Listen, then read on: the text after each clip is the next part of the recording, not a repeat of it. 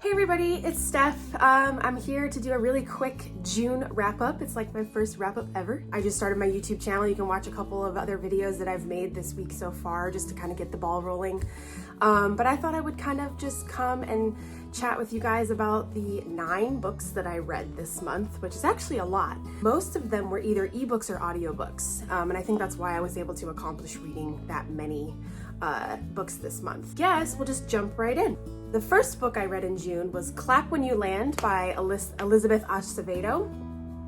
And I gave this one 4 out of 5 stars. I have read both of Elizabeth's other books, With the Fire on High and The Poet X. I can't recommend her books enough. Her writing is just stunning. The beautiful prose, slam poetry style books. And I actually read this book on audio, and the two women, I believe Elizabeth Acevedo actually reads one of the 2 girls in the book. And this is about a story of these 2 girls who lose their father in a tragic plane crash, but it kind of affects both of their lives. Like, he obviously had a family in New York and a family in, I think, the Dominican Republic, and how that whole thing kind of unfolds and they discover each other and they kind of go through the whole process of grief and losing a parent. I can't recommend her enough. She's just, all of her books are great. I would get on it as soon as you can. The next book I picked up was actually Throne of Glass by Sarah J. Maas. I have read A Court of Thorns and Roses, didn't continue with that series. I did like that book, I just haven't taken the time to continue. I have the other 2 books on my shelf, but I just haven't had the motivation to pick it up. But I kind of wanted to see, there's so many booktubers that love the Throne of Glass series. I feel like I would have liked this a lot more if I had read it back when it came out in, I think, 2012. So that was kind of my thing. I also didn't love the book itself. Like, it was too focused on like the romance, and I'm like, Selena just was kind of this one-dimensional character. Like, cool, she's a badass, but like, I don't really get the hype. Like I said, maybe it would have stuck a little more if I had read it back when everyone else was reading it. I do want to give Sarah J. Maas more of a chance. I have Crescent City that I do want to try. I know people love her. I'm definitely willing to try more of her books. I think she also gets better as she continues to write. So yeah, not a huge fan. I don't think I'm going to continue with it, but if anyone else who out there loves it, I applaud you. Keep reading what you love. The next book I picked up was The Dare by Elle Kennedy. Elle Kennedy, I think, is one of my more favorite romance authors. I love her Briar U series. And her college hockey romances are really fun. The Dare was okay. I think I gave it 3 stars. It was cute. My only issue was like the main character had a lot of understandable like insecurity about her body. Like, she was supposed to be like a curvier character. I applaud her for trying to address characters that have some faults and insecurities about their body. It just wasn't done quite well enough for me to give this like a full 4 stars. The guy character Connor was really great. He was really fun and, you know, charismatic, and I liked how their relationship developed as like a fake dating, fake romance situation. It was fine. I like a good romance once in a while to break things up, and I'll definitely keep reading Elle Kennedy books. So, all good. The next book I read was You Should See Me in a Crown by Leah Johnson, and this was an adorable YA contemporary romance about a girl who is in this town that really loves prom, and she's trying to get a scholarship to go to a college of her choice. She doesn't get the scholarship she wants, but then she finds out that the prom committee has a scholarship if you become the prom queen.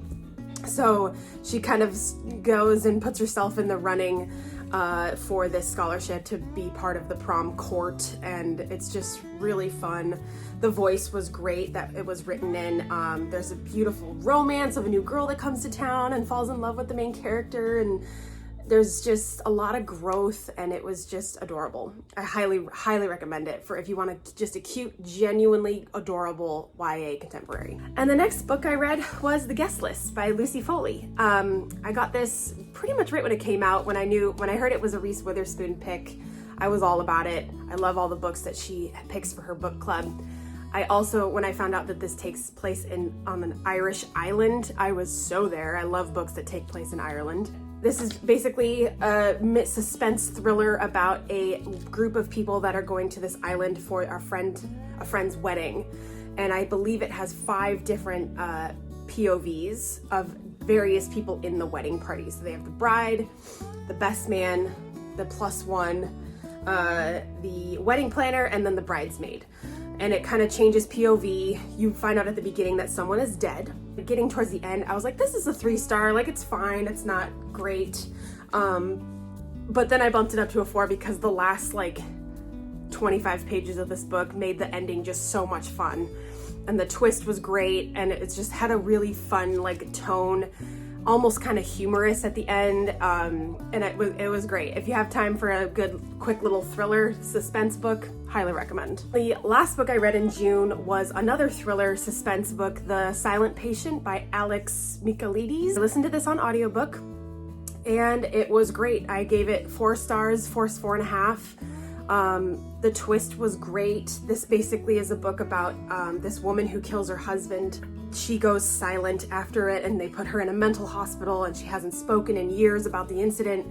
And this psychotherapist thinks that he has a tactic to get her to speak about the incident, and he can kind of help her. And it switches POVs. You get some diary entries of Alicia, who's the woman, and then Theo, who is the psychotherapist. I listened, the audiobook was so good.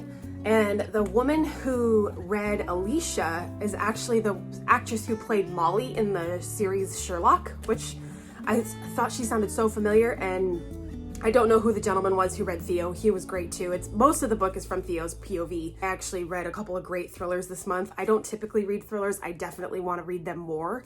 So if you have any suggestions for thrillers and mystery, I have some on my shelf to read. You know, June was a good reading month. There was a lot of audiobooks, a lot of ebooks, and I'm just gonna keep continuing to do that. And I will probably film my July reading plans video sometime this weekend, okay? Have a great weekend, everybody. Stay safe this 4th of July, and I'll see you guys soon. Bye!